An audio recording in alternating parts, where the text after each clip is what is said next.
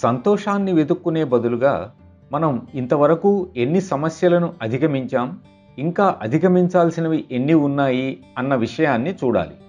ఎందుకంటే ఈ ఆధ్యాత్మిక జీవితం సంతోషం కొరకు నిర్దేశించింది కాదు. ఈ జీవితం పురోగమించే విధంగా ఉండాలి.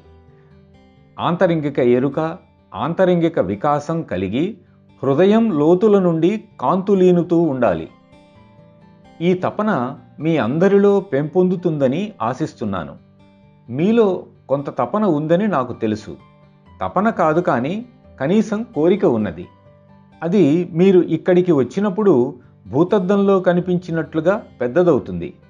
మొత్తానికి ఇక్కడ ఏదో ఉందని మీకు అనిపిస్తుంది. ఎందుకంటే అదే మిమ్మల్ని ఇక్కడకు వచ్చేలా చేసింది. కానీ మళ్ళీ మనం ఆ గేటు దాటగానే తిరిగి మన మామూలు జీవితంలోకి వెళ్ళిపోతాం.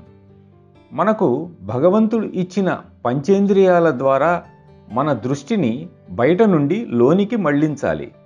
మనం ఈ హృదయం ఇచ్చే పిలుపు వైపు, ఈ అంతర్వాణిపై దృష్టిని సారించాలి.